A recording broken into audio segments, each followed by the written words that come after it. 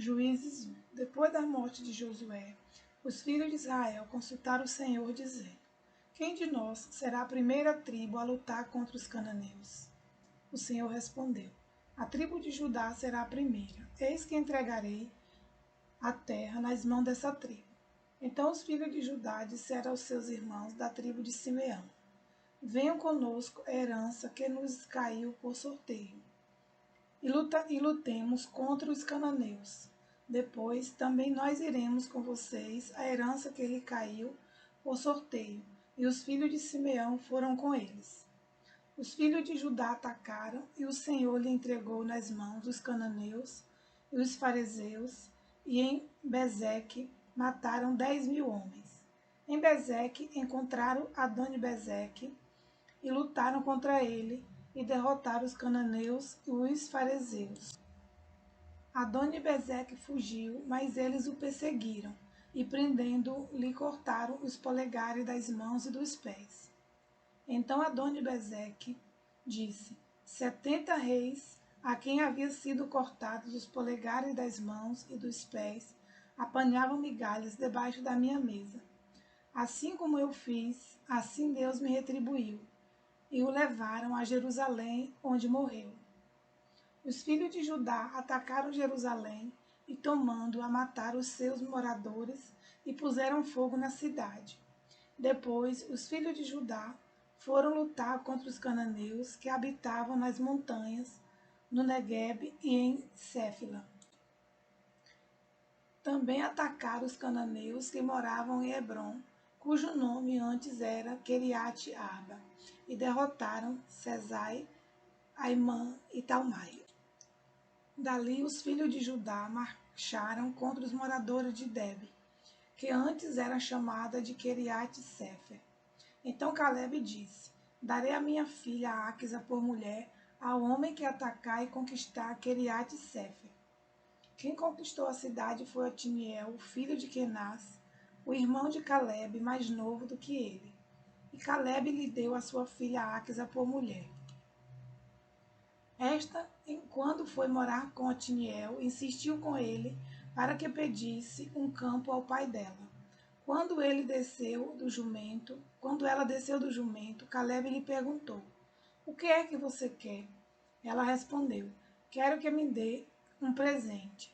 Já que o Senhor me deu uma terra seca, me dê também algumas fontes de água. Então Caleb lhe deu as fontes superiores e as fontes inferiores. Os filhos de Queneu, sogro de Moisés, saíram da cidade das palmeiras com os filhos de Judá e foram ao deserto de Judá, que está ao sul de Arade. Foram e habitaram com este povo. Os filhos de Judá foram com seus irmãos da tribo de Simeão e atacaram os cananeus que moravam em Zéfate e destruíram totalmente a cidade. Por isso foi chamada de Orna.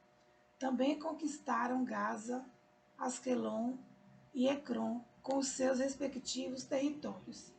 O Senhor esteve com os filhos de Judá e estes ocuparam a região das montanhas. Porém, não expulsaram os moradores do vale, porque estes tinham carros de ferro. E como Moisés havia prometido, deram Hebrom a Caleb. E este expulsou dali os 3 filhos de Anak. Porém, os filhos de Benjamim não expulsaram os jebuseus que moravam em Jerusalém. Assim, os jebuseus vivem com os filhos de Benjamim em Jerusalém até o dia de hoje. A casa de José atacou Betel e o Senhor estava com eles. A casa de José enviou homens a espiar Betel, que antes se chamava Luz. Os espias viram um homem que saía da cidade e lhe disseram: Mostre-nos a entrada da cidade, e teremos misericórdia de você. O homem mostrou a entrada da cidade, e eles mataram os moradores a fio de espada. Mas deixaram ir aquele homem e toda a sua família. Então ele foi para a terra dos heteus, edificou uma cidade, e lhe deu o nome de Luz, e este é o seu nome até o dia de hoje. A tribo de Manassés não expulsou os moradores de Bet-Sema, nem os de Tanak, nem o de Dó, nem o de Beleão, nem os de Megido, nem com as suas respectivas aldeias. Os cananeus continuaram a viver naquela terra.